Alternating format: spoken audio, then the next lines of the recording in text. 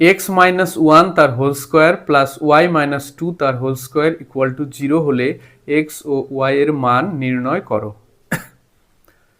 দেখো বর্গের সমষ্টি ইকুয়াল টু জিরো দেওয়া আছে, আর আমরা জানি বর্গের সমষ্টি শূন্য হলে তারা আলাদা আলাদাভাবেও শূন্য হয়, মানে এই পার্টটা ইকুয়াল টু জিরো হবে, আবার এই পার্টটা ইকুয়াল টু জিরো হবে।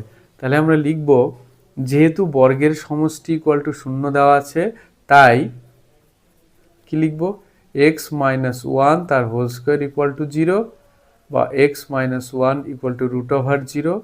এবার জিরোর বর্গমূল মানে জিরোই হয়, বা এক্স ইকুয়াল টু এটিকে এই পাশে নিয়ে আসলে ওয়ান।